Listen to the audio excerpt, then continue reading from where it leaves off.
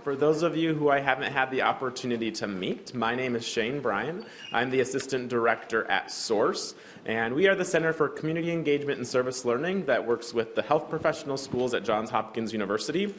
We not only work with the School of Nursing, but we also work with the Schools of Public Health and Medicine as well. So we are a tri-school center. Right now we're celebrating Baltimore Week, so we're kind of at the end of the week. We've had a great week with a number of events and programs. Today's event is going to be a very enlightening conversation where we'll be discussing the history and institutions of racism here in Baltimore. Those who have joined us for the conversation have decades of experience researching and being involved here in Baltimore, so we're very pleased that they could join us today. There are a couple of, before I do formal introductions, there are a couple more events that I'd like to invite you to for Baltimore Week. We have one later on today in the courtyard here at the School of Nursing. We'll be working with and inviting in a group called Believe in Music. It's an organization that works with young people in Baltimore, providing art and music as an opportunity to express themselves and through self-exploration, social justice, and community engagement. So we have a group of 4 or 5 young people who will be coming and doing musical performances for us, and they're musical performances that they've produced and written themselves. So I invite you all and hope that you'll join us in celebrating with them through their music later today from 4 to 5:30 in the School of Nursing courtyard. Tomorrow afternoon from 4:30 to 5:30 we'll be in the School of Public Health in the Student Lounge, which is on the first floor, for their happy hour event. If you bring a canned food item for our Tri-School food drive, you'll receive a free drink of your choice. I don't think it really matters how many canned food items you bring, but I'm pretty sure they're only going to give you one drink. So don't try to work the system in that way. But it will be a fun opportunity to come together and kind of celebrate the end of Baltimore Week. And then on Saturday, this coming Saturday the 8th, we have our SOURCE Fall Tri-School Day of Service. So we're working with a number of organizations throughout Baltimore and getting out and doing some service on Saturday morning. We have very, very limited availability left, so if you are interested in getting involved in the Tri-School Day of Service, please send us an email, check out our website, source.jhu.edu, or talk to one of us, the SOURCE staff, after today's event. So I don't want to take up any more of the time because we really want to certainly get to the conversation today, as it's very important. So I'm going to briefly introduce the folks who are joining us on the conversation.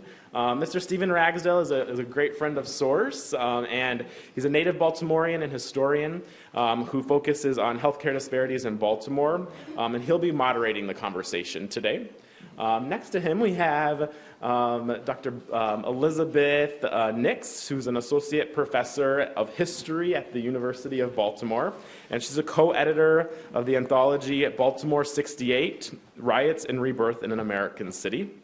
And Mr. Matthew Crenson is a professor emeritus in the Department of Political Science at Johns Hopkins University.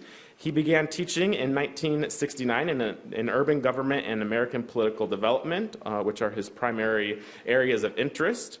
Matt has authored and co-authored several books, including a few, Downsizing Democracy, Building the Invisible Orphanage, and Presidential Powers, Unchecked and Unbalanced. He will be releasing a book in the coming year, and let's see if I got the title right here, Elephant in the City? Nope. It's called, I want to call it Mobtown of Charm City. Oh, yeah, that's right, Mobtown of Charm City, but the actual title will be... Yeah, mine is Baltimore, A Political History. Baltimore, A Political History. So that'll be the title of the book when it comes out next year, so keep an eye out for that. Marketing people. So without any further ado, please join me in welcoming our conversationalists today.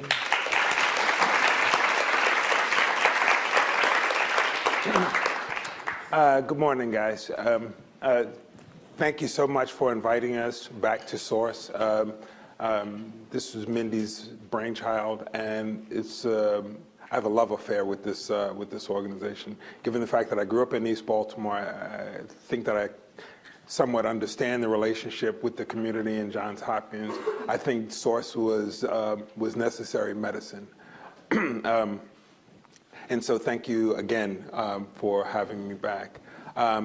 I thought we could start the conversation just by, talking about some general themes about the topic area, and why looking at the history of social determining factors in Baltimore is so important in contemporary times, and then what are some of the central themes that you can kind of tie back to through history about what's going on contemporarily? Yeah, of course.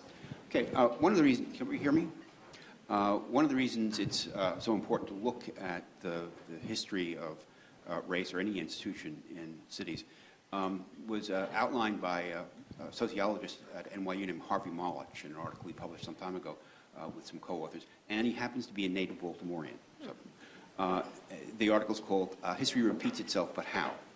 And basically what he says is that cities develop different cultures, some people call them personalities, because the past constrains the present. Decisions and events that occur in the past narrow the options of cities in the future, so they develop a kind of coherent personality. Here in Baltimore, when it comes to race, I think probably, and slavery, probably the most important fact, you may already be aware of it, is that from 1810 up to the time of the Civil War, Baltimore held the largest concentration of free black people in the United States. By 1860, for example, the census showed 92% of all the African-American population in the city was free, which presented Baltimore's whites with a problem. How do you deal with this intermediate population, which is neither slaves nor white? And according to Baltimoreans of the day, they could not possibly be equal to white citizens because they were black. Local attorney and city solicitor named William Cabell Bruce wrote a pamphlet in the 1890s called The Negro Problem. Maybe they can't hear. Can you hear? Okay. Okay. Yeah, I mumble. I'm sorry. And he said that they bore the indelible mark of their ancestral status as slaves. They couldn't be equal. What Baltimore did in response to the, quote, problem of free black people was to invent, perhaps for the first time in this country, various devices of racial segregation. I notice on the outline here we have the 15th Amendment and its celebration of its ratification in 1870. One small item that I think underlines this segregationist impulse was that whites petitioned the election judges to build a wooden fence in front of dividing the voting place, the voting window, into two halves. So whites could go on one side and African Americans could go on the other. William Cabell Bruce said that the more equal, the more rights African Americans get, the more whites want to stay away from them, want to segregate them. And interestingly, the Board of Elections refused to build the fence, but African Americans and whites arrived at their own informal arrangement.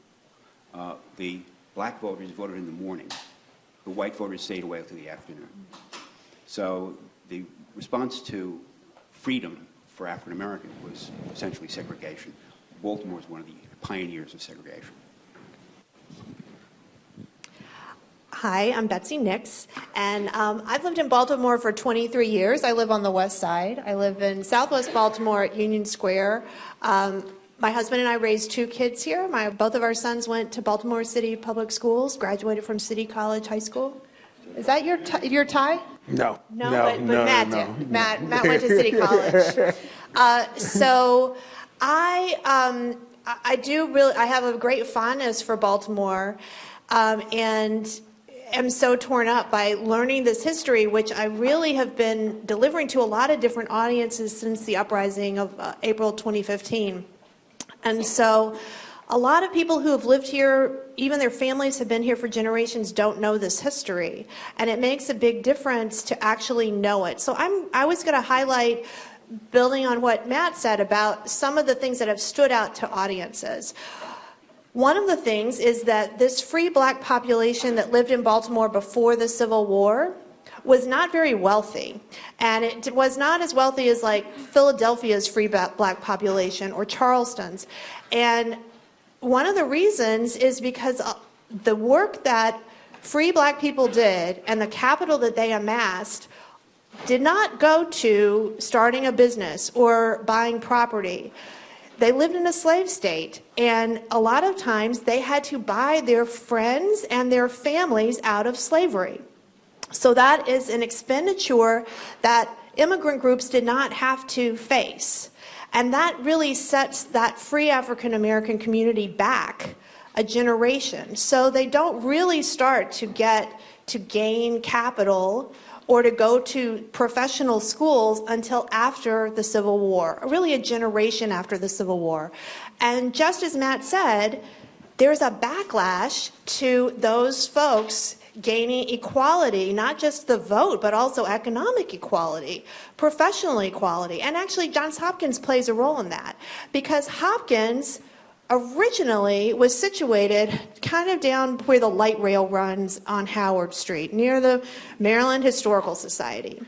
That was a place where Hopkins faculty lived, Hopkins students lived, and then Hopkins decides that they are going to start a campus right where we are, and also start an undergraduate campus up Charles Street. So they create an institutional vacuum in that neighborhood, and that opens up buildings, houses, really beautiful houses. So by 1909, Booker T. Washington visits Baltimore, and he says, I know of no other place in the United States where African American, well, where he says colored people live in such commodious and fine houses, a percentage of them, as they do in Baltimore right now. And that was right around where Hopkins had vacated that area where they had been.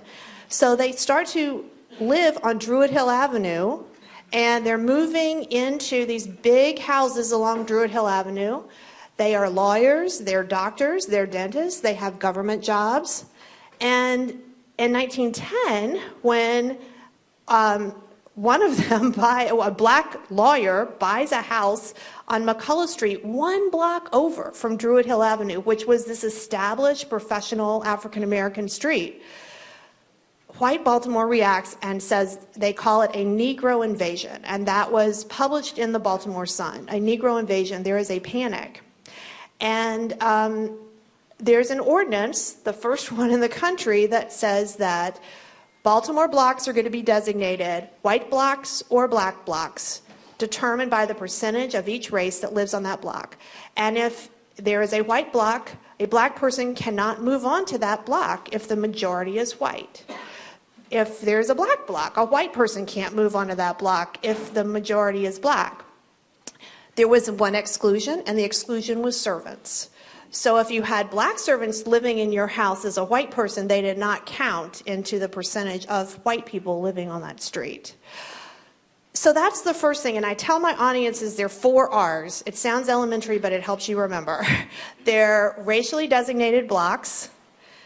Those were declared unconstitutional in 1917 because other cities adopted them. Mm-hmm. People didn't look at Baltimore and say, this is crazy. They said, this is a great idea, let's do it too. And it was ruled unconstitutional when a case in Louisville went forward to the Supreme Court. The next thing is restrictive covenants, and that was what was in, really from the 1920s on, in places like Guilford, Roland Park. There was something signed, part of your deed said that you could not sell that house to a black person or a Jewish person. Homeland. Homeland, thank you. Homeland, original Northwood, right. And in some cases Catholic people.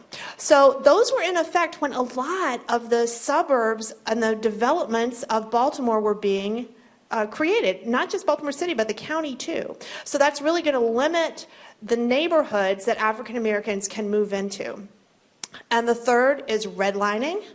That happens in cities all across the nation, but that is a federal program that is going to say that certain neighborhoods are desirable, that they are safe to lend to. They were designated green. Next layer down was blue. that was still safe, but maybe an older housing stock. Yellow was transitional, and then red was really a dangerous zone to lend to. The federal government wasn't saying you cannot lend to those areas. They were just saying you're taking a risk, lenders, if you do. And so that carves out this space in Baltimore that is not going to have a lot of economic investment. And the final one is roads. That is something that a lot of people forget about, but the federal government was looking at all these cities, Baltimore included, trying to create a road system that would get commuters quickly in and out of the city. And they would designate a corridor and say, this is where we're going to put the road. So the plans would go out. You would say, oh, this is where they're going to put the road. My neighborhood is not going to exist for a while. Are you going to put a new roof on your house? Are you going to put new windows in? Probably not. Then they would come out and they would say, oh, we've changed that route. Now we're going someplace else. And so that led to a pattern of disinvestment that we traced in our Baltimore 68 work. A lot of those same neighborhoods that had been designated to really disappear because of the roads were the same ones that exploded in 1968 after the assassination of Reverend Dr. Martin Luther King. So I talk about those 4 R's to a lot of different audiences, and this has been, it started out with nonprofits. Last week I talked to T. Rowe Price about it, and so they have their headquarters is here. They have 6,000 employees that heard this history. I've also talked to the Baltimore City School Police, and now this unit, a 3-hour unit, is part of the police cadet training. So now I've done 2 classes of police cadets. And the uprising in 2015, that sparked the police department to say, we need to include history in the training of our police.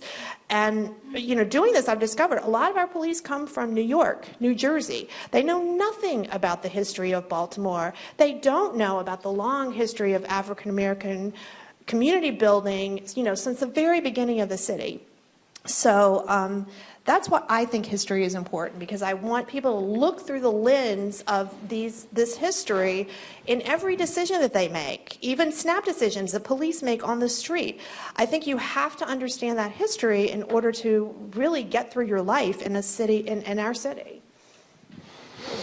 Something Betsy pointed out? Certainly. The residential segregation ordinance. I wish I had the title written down. It goes on for, it seems like, paragraphs. Yeah. It says, an ordinance for preventing conflict between Negroes and white people, and placing, churches and schools in the right place. The whole idea was it was supposed to minimize conflict, racial conflict. In fact, a local court threw out the ordinance because the title was too long. Under the city charter, the title of an ordinance had to mention one objective. This one had all these other things in it. But that raises another sort of peculiar characteristic of Baltimore when it comes to race. The justification for this ordinance, for raising the race issue, was, at least explicitly, in order to avoid the race issue, in order to avoid friction between white people and black people. And that reflects a long-standing characteristic of race relations in Baltimore, which is that Baltimoreans did not want or felt uncomfortable, white Baltimoreans in particular, about discussing the issue of race in public. I want to stick a pin in that one, because I think that we should probably summarize around that topic, because it's not just... Oh, you want to wait for a while? No, I mean, just on that particular subject, the fact that Baltimoreans, in large part, you grew up here, I grew up here, in large part, felt it undignified to talk about race. And so let's kind of run through some of these topical areas, and then, annexation and roads, and then kind of summarize with that. I wanted to kind of move the conversation. You talked about policing, and let's be frank. I mean, a lot of this, all of us have got more work since Freddie Gray's death, unfortunately. And so when I do my lecture, one of the things that I would tell the students is, if I lined up, if my father and my grandfather, my great-grandfather were alive, and I asked them, what was your relationship, what was your community's relationship like with the police, do you think it gets better? And that helps them to kind of contextualize it. But talk about Baltimore having this free working class black community and what the criminal justice system looked like to them versus what it looked like to their free working white counterparts. Not only in slavery, but during Reconstruction, and kind of push forward with that. So the status of being free in Baltimore as a person of color before the Civil War, you were not as free as your white cohorts. So Maryland, and you'll be able to tell me the exact year, but Maryland denies the vote to black men in 1807? Mm-hmm.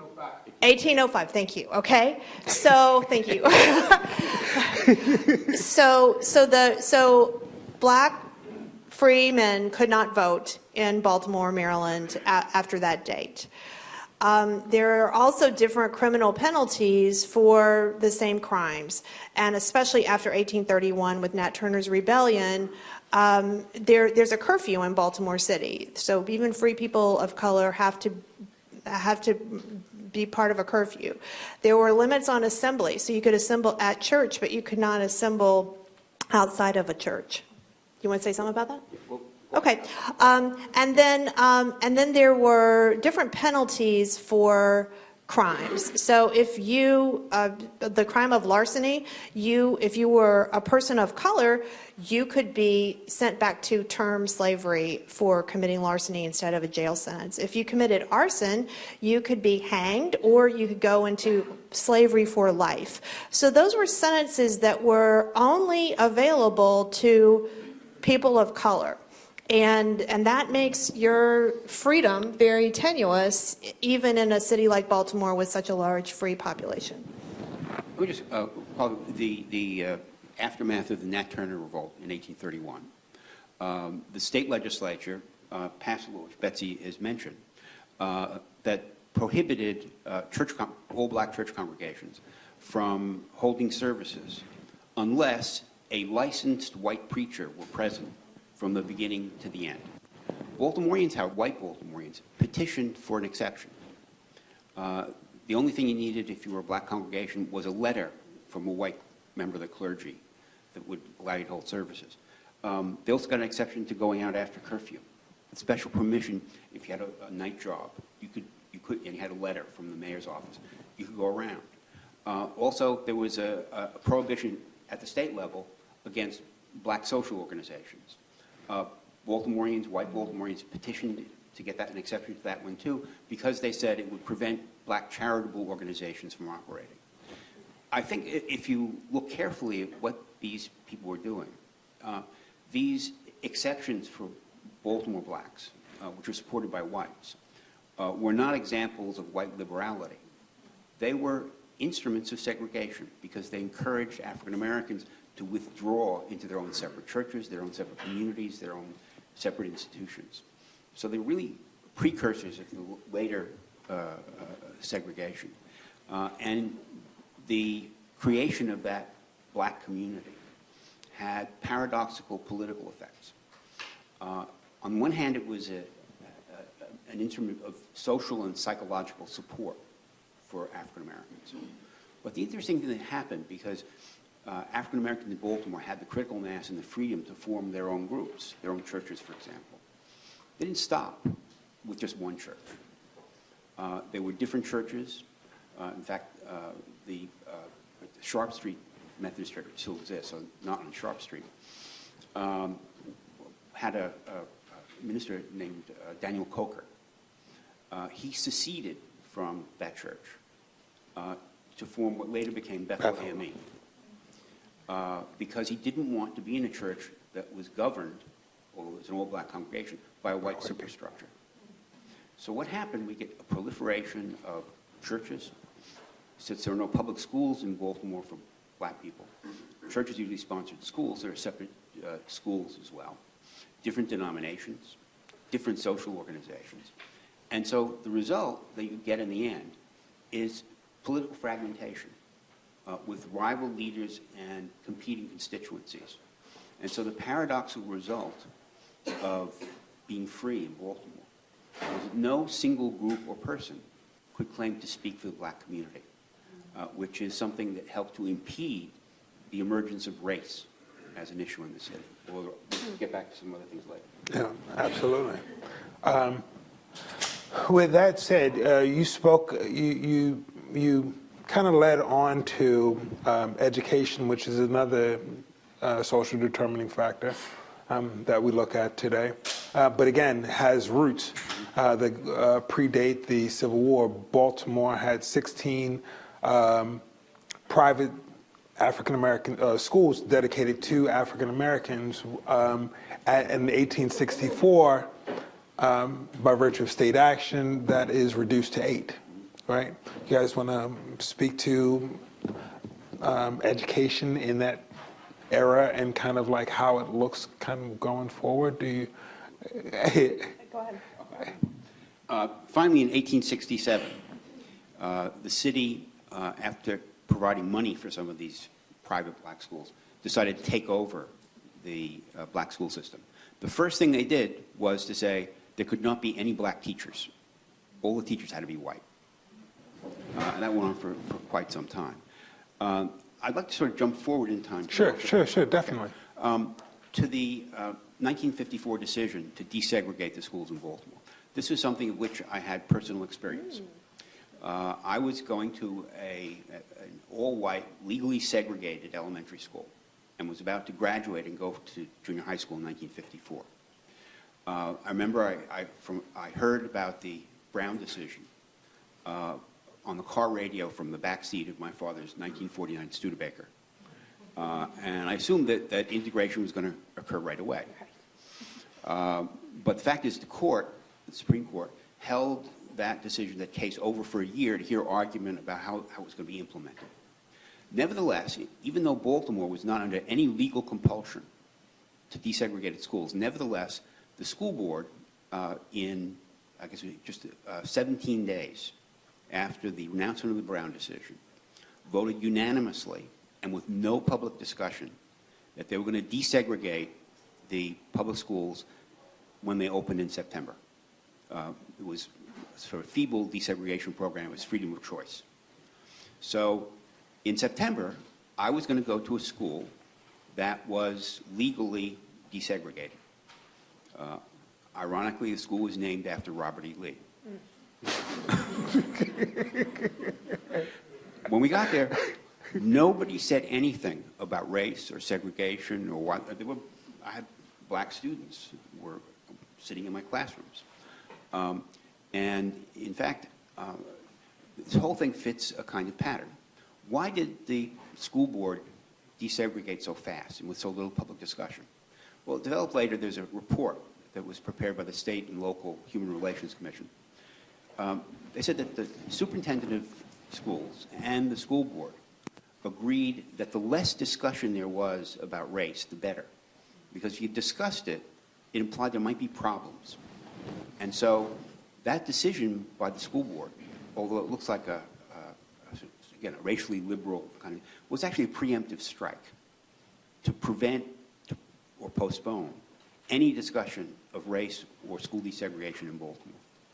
And the reason I didn't hear anything about desegregation when I got to Robert E. Lee, I later found out, was because a memo went around to all the local public schools that said, just go about business as usual, because if you don't discuss race, nobody will get distressed. So this gets to another thing we're going to discuss, which is Baltimore's refusal, or at least reluctance, to deal with race openly in public. Mm-hmm. So I sit on the other side of that. So in the mid-'70s, Baltimore is threatened with a lawsuit because in the mid-'70s, there's still de facto segregation. So Baltimore desegregates schools in 1952.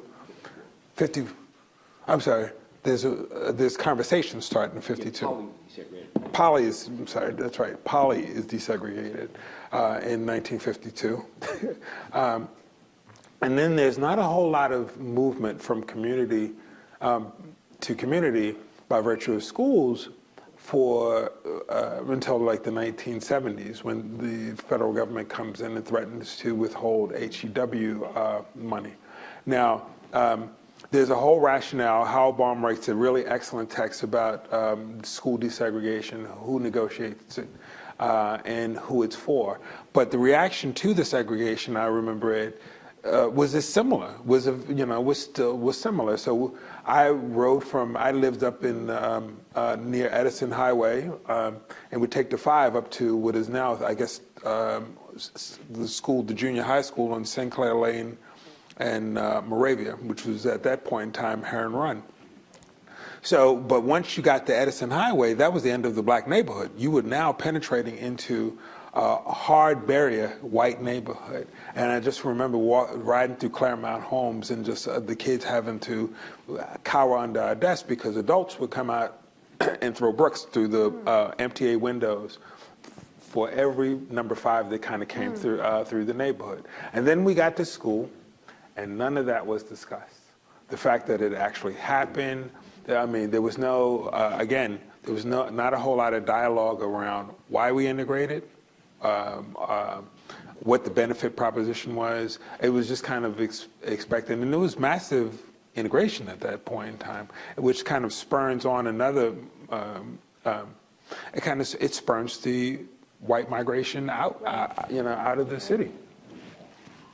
I just want to, my kids who went to city schools were often the only, my son who went to junior high, he was the only white boy in his junior high class. When he started City College, which had a class of 320, there were 5 white men in City College. He graduated in 2011. So the numbers of white students at City has increased since his class. But, the height of school desegregation in America was 1986. Right. We are actually retreating into these segregated schools, and especially in Baltimore City, hyper-segregated schools again. And one reason is a tradition of Catholic schools that exist here, and also the private school. Those traditions and those longstanding schools have offered options for the white population, and just we were starting to talk about white flight, middle class flight. Even though that there were bricks through buses, Baltimore doesn't have. I don't want to say because I didn't live here, but in most cases, white people just move out of the neighborhoods. Right. Unlike other cities where you might have seen, people take their stand and throw things through windows for the new neighborhoods. That did happen, but in most cases, the racial switchover of an entire neighborhood from like 100% white to 95% black takes place in like less than 8 to 10 years here. 8 to 10 years. Because there's so many suburbs that whites can move into. So they stay in the area, but they don't stay in the city. So just a defining point, right? So we were riding through the white projects. Oh, okay. And so you were talking about a population of people who could not readily, pack their things and they end up throwing bricks, which again, so we're talking about like white flight. Another community that comes to mind is Edmondson Village. Edmonds. That's another great book. Ed Orser, yeah. Ed Orser writes a great text about how literally how Edmondson Village turns from 100% white until about 98%. I think the only white person living up there at one point in time was William Donald Schaefer, and his mom, and so. But there's an incredible flight which changes the dynamic of how transportation moves in Baltimore. One of the things that if you ride up and down Central Avenue, you quickly be reminded that Baltimore was a city that had streetcars. It was a part of the transportation system here. The streetcars go away when there's a group, and the head of this, I guess, group or commission is the president of Standard Oil, representative from Standard Oil, and a representative from General Motors. And these guys get together. And as Baltimore County is growing. You know, just to kind of put a fine tail on that, white suburbanization in Baltimore County is designated for white people only. Right. You know, Dale Anderson, the county executive, says blacks are not invited to this, you know, this growth that we're having. And so transportation starts to change, how transportation is resourced. Talk about that all the way up, I'm gonna leave you some space, all the way up until the red line. In 2001, I told you it would be fun. I know. I taught what I think is probably the best course I ever gave. It was a year-long course, and I had my students make a video about public transportation in Baltimore.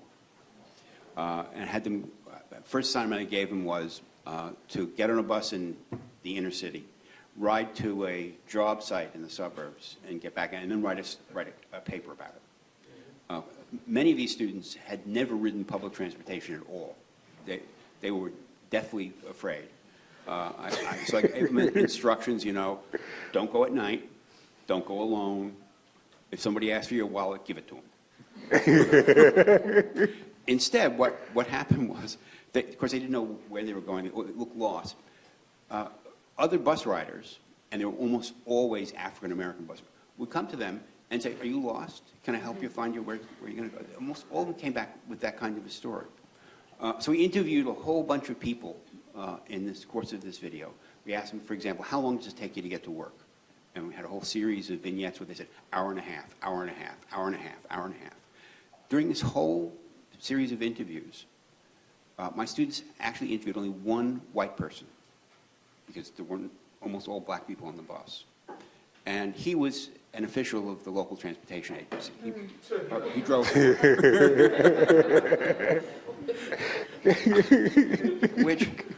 which gives you an idea.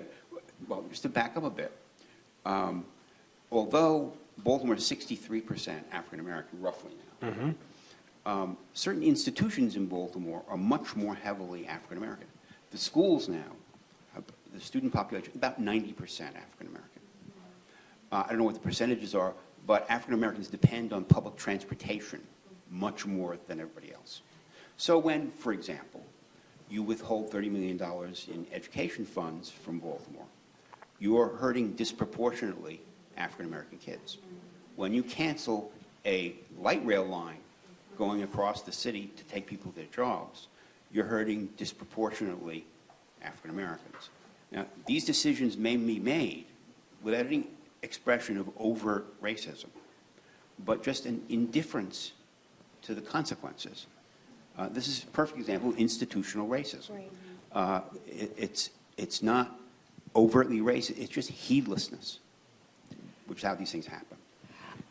There's also a real connection between education and transportation, public transportation. You were riding the 5 bus to school way back in the day. Our students still ride public transportation to public schools. And if that bus doesn't come, you miss your first period class every single day. And I know, I mean, at my school, my students do take public transportation, and they have to leave. They have to give themselves a 2-hour cushion to try to make the bus. And you see kids in the dark, standing outside in the dark, waiting for public transportation. What if that is your math class every single day, your first period class, and your bus doesn't show up? That's a structure that sets those students up for failure by no fault of their own.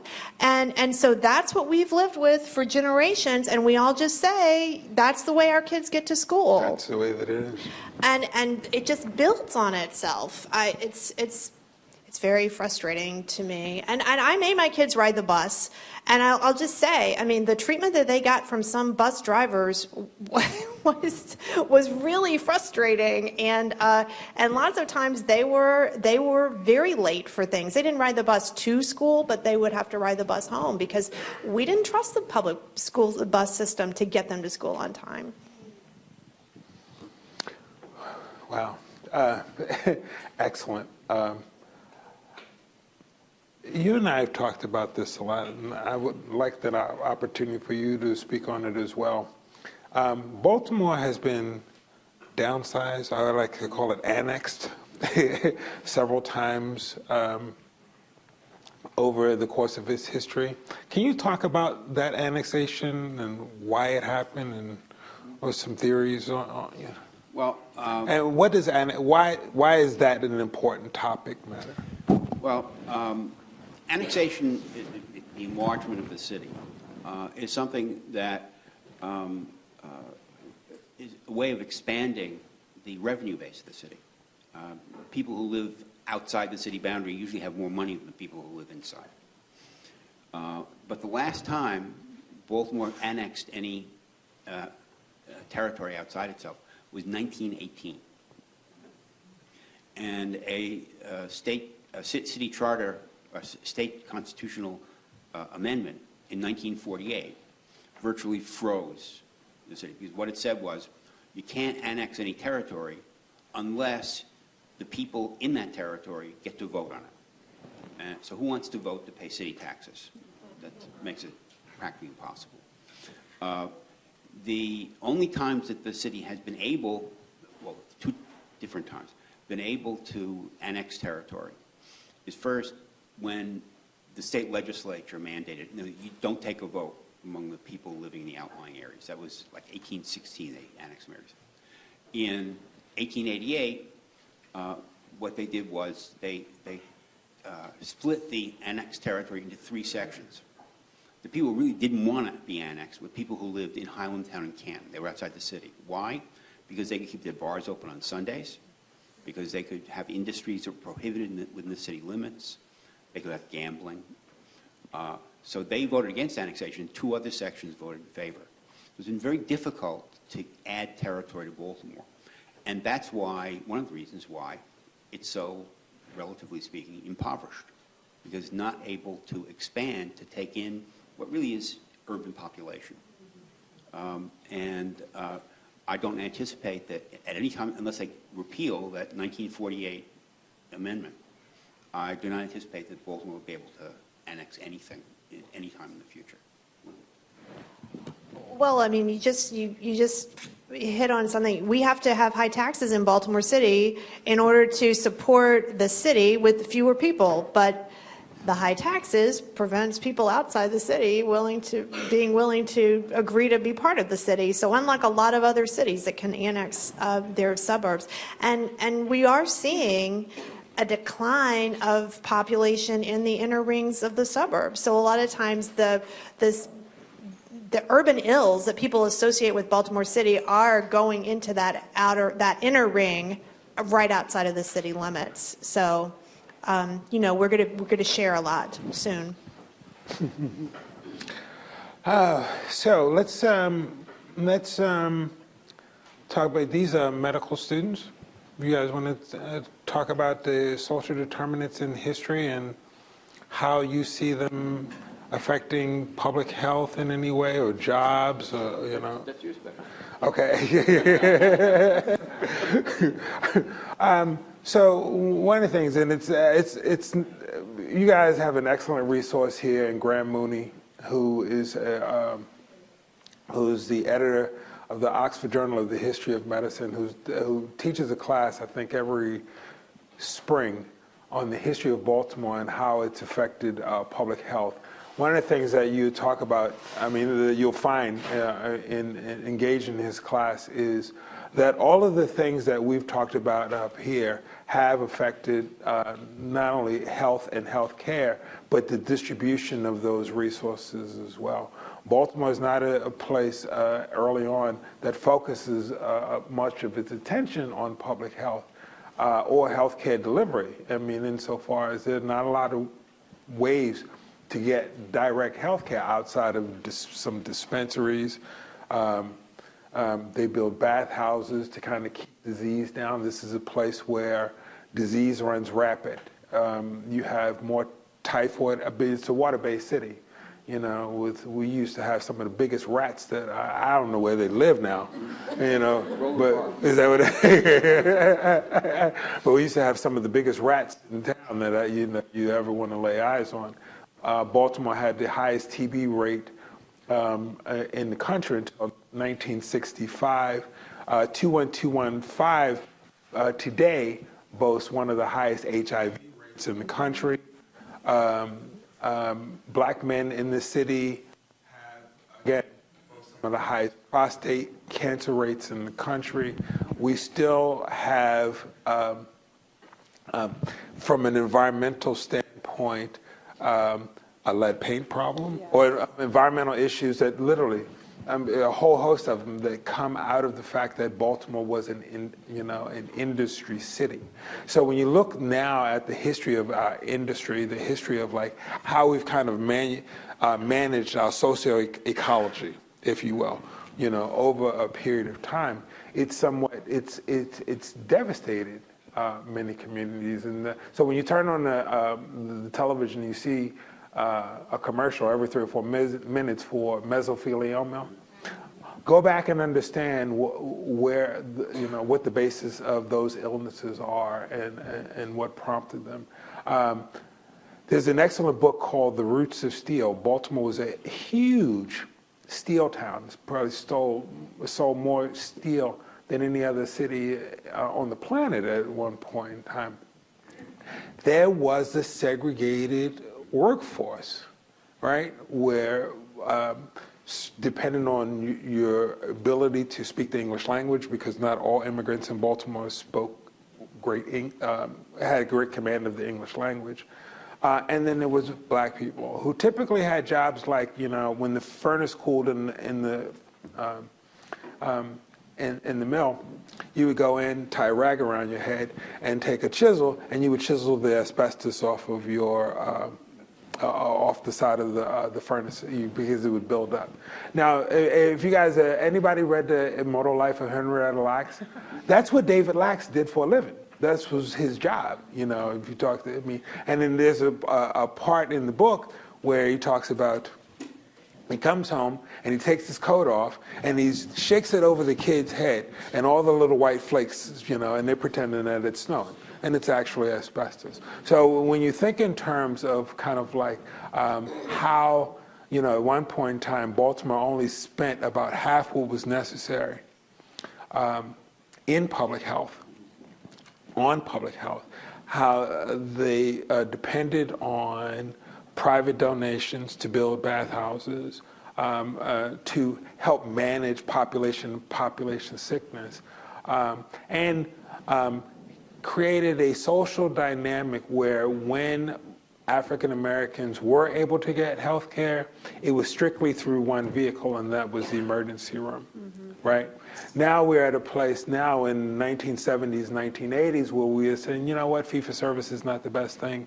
Maybe we should look at other kind of models. Maybe we should look at these managed care models, which push that care upstream. But you have an entire population of people who learned for generation after generation after generation after generation to wait until you are at your sickest, right? And then to seek health care where? In the emergency room, which is the most expensive place that you can, that you can receive care. So I kind of want to, we're going to tie this up. I want to tie this up, go back to that conversation about why we don't talk about race, and then give you guys the opportunity to ask some questions. Already talked about one circumstance that tended to keep the race issue tamped down. That was the fragmentation of Baltimore's black community. What about the white community? Well, one obvious explanation for their reluctance to talk about race is that this is a border city between the former slave states and the free states. And so whites had a diversity of opinions about the issue of race. And in order to avoid conflict with one another, they just kept quiet. That's a plausible explanation, but I went and looked at other cities, border cities, St. Louis, Lexington, Kentucky, several others. And that's not what happened there. They were on the front lines of what one has called the irrepressible conflict. In St. Louis, for example, Elijah Lovejoy was an abolitionist newspaper publisher. Pro-slavery mobs destroyed his press 3 times. So he moved his press over the Mississippi River to Alton, Illinois, in the supposed safety of a free state, and he was killed by an Alton mob trying to protect his fourth press. Nothing like that happened in Baltimore. We kept things quiet. I think back in the 19th century, the critical factor was the composition of the merchant elite. Baltimore had slave dealers, slaveholders, but they also had Quakers, a lot of them. Johns Hopkins, for example. Moses Shepherd, the Ellicotts. And Francis King. Yes. And who were at least quietly abolitionists. These people had to live together with one another. They socialized with one another. Perhaps most importantly, they did business with one another. And so it was one issue that they couldn't discuss. Now, what happened when the Quakers disappeared? What happened then was German Jews came to Baltimore. And they were sort of present-day Quakers. They had more liberal attitudes on race. And in fact, the head of the school board that desegregated Baltimore schools was one of them. His name escapes me right now. In any case, because whites had different attitudes. Sondheim. It's getting sketchy. So that division in Baltimore has helped to tamp down the race issue. And as I pointed out, our experience of school integration was a way of keeping quiet about race, not about publicizing it. So this is something that, and it goes way back. In 1838, a British journalist and former member of the House of Commons visited Baltimore as part of a year-long tour of the United States. His name was James Silk Buckingham. When he got home, he wrote a book about his travels, in which he said about Baltimore, they heard less talk about race and slavery in Baltimore than any other place, any other city he visited. So this is a long-standing tendency in the city. I think it even persists today.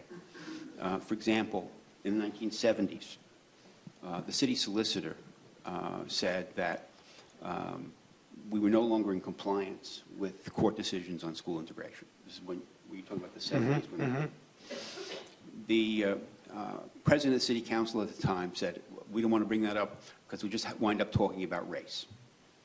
The president of the city council at that time was William Donald Schaefer, who generally didn't talk about race himself.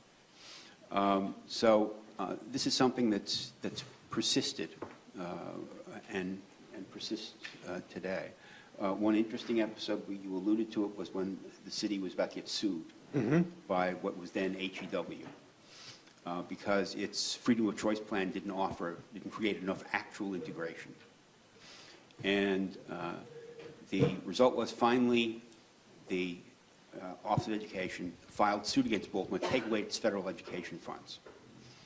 Lower court decided in Baltimore's favor.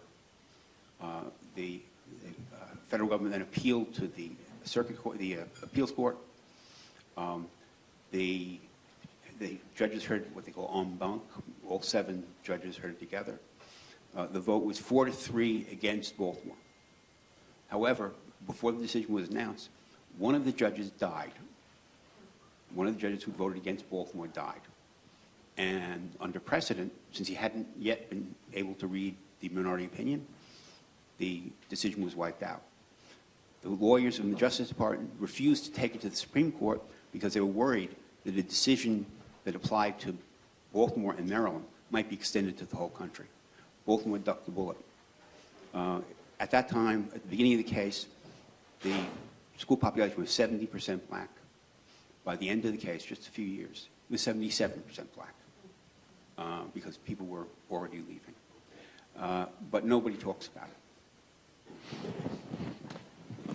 Well, in this year since the uprising of April 2015, a lot of people have been talking about race, and so and other cities have looked at Baltimore and actually complimented us on these open forums, community forums, where people are talking about racial issues now and also incorporating the history into it. And so I do feel like something has broken, and I'm sorry that it took a night of violence to do that in national news. It was like a flare that went up and illuminated these problems that have been here for decades. But I think that we are, forums like this do help bring those issues out into the fore. So.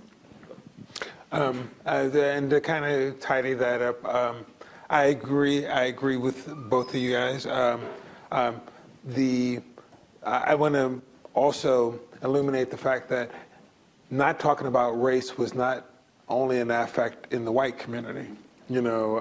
Black people. I think one of the things that's really important to understand is there was a lot of economic opportunity here for a long, long, long time when you had incredible amounts of population growth. And so what it seems like looking at the history is the most important thing is that they remain productive, right? Conversations about race in all manner, in all forms. Blacks have their own economies here. Those are threatened when you start talking about race. In particular, if you start talking about them too forcefully. And so, one of the things that you'll find absent in Baltimore history is you don't see a lot in the way of a black uprising, through civil rights. Baltimore is a very unique city, in that respect. And so, when you go home and you think in terms of it's the entirety of Baltimore that is uncomfortable with this this subject matter, and it seems to kind of emanate from what I like to call the job creators down. The politicians down, the people who invest in Baltimore. This is not productive. This is just not a productive conversation to have. And with that said. So folks, we have a few minutes, not a whole lot of time for questions. Maybe the folks who joined us today will give us a little extra time to interact with you all. But does anyone out here in the audience, anyone that has a question that they would like to ask? We are recording this, so I'm going to try to get you the microphone. This is really quick. You guys suggested a lot of books today, and I was wondering if we could get a list of those, and maybe Shane could send them out to us. Yes. So I have a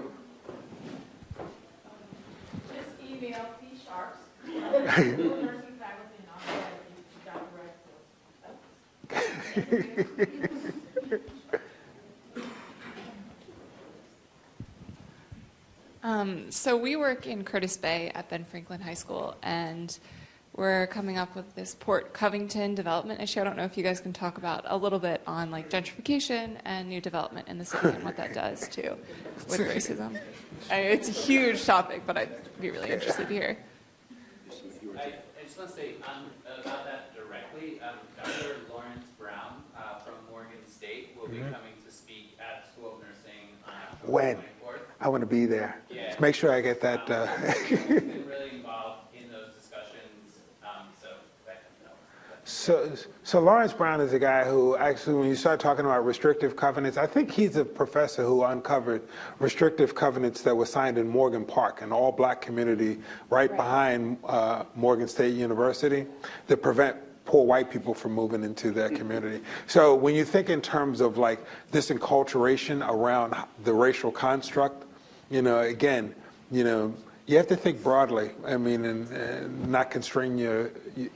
And those two communities, Wilson Park and Morgan Park, were blue on the red line map because they had guaranteed that there would be racial homogeneity within those areas, and the federal government liked that too, so that they would cut down on conflict. So if you could have an all-black neighborhood, could still get loans, but they had to be elite, wealthy blacks, and they liked that there was only one race in that neighborhood. Poor Covington. You want Okay. I don't know if you want to continue. You'll hear it much more in depth at that other.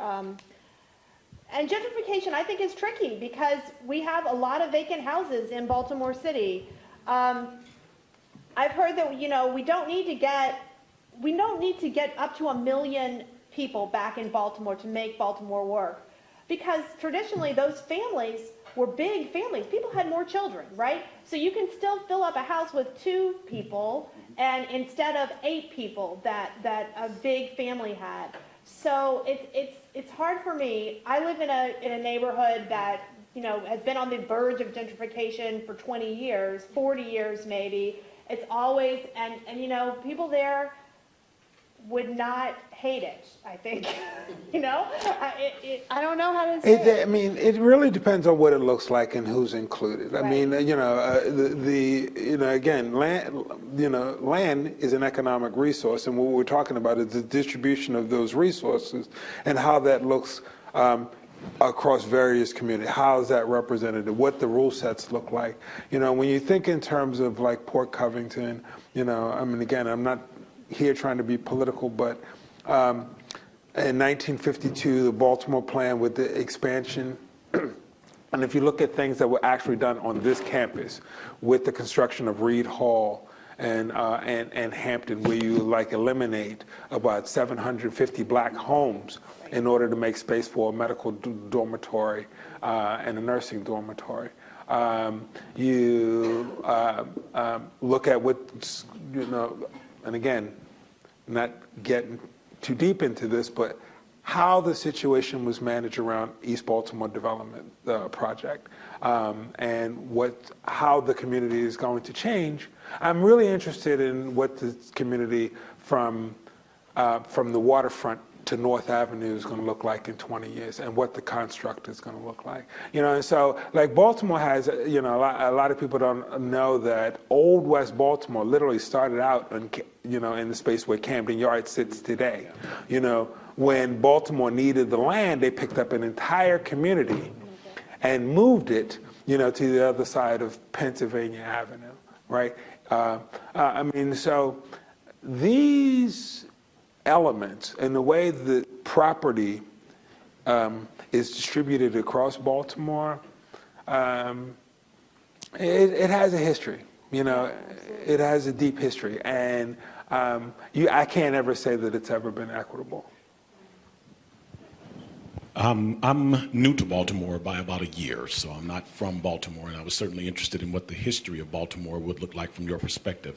And I guess my question is kind of twofold. First is, what I've heard a lot since I've been here in Baltimore is, you don't understand.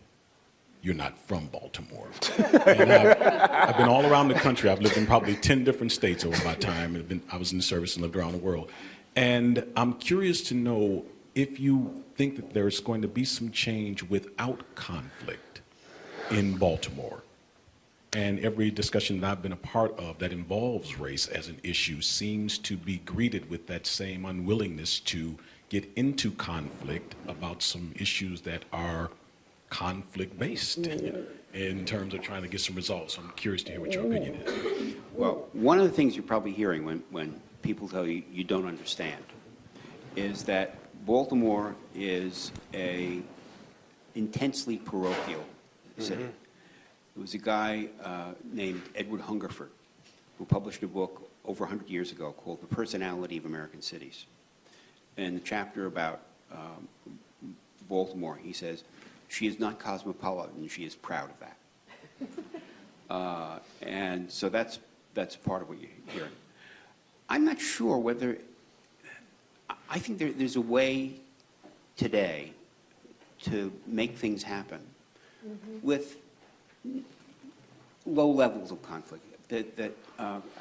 Civil disobedience. Yeah, I mean, I think after the uprising, I think whites in Baltimore and outside Baltimore are sort of more open to discussing these things. As Betsy pointed out, I think for some reason, I really don't understand why, the whole Freddie Gray episode has sort of opened up a discussion in the city that didn't happen in 1968 when we had the riot, a bigger riot. The opposite.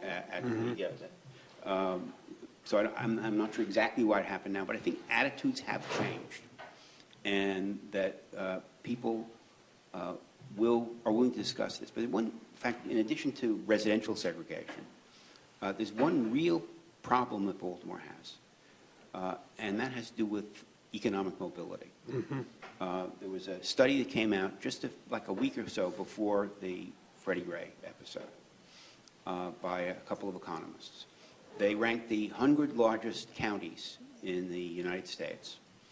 according to the likelihood that someone born in poverty would be able to get out of poverty. Baltimore was dead last.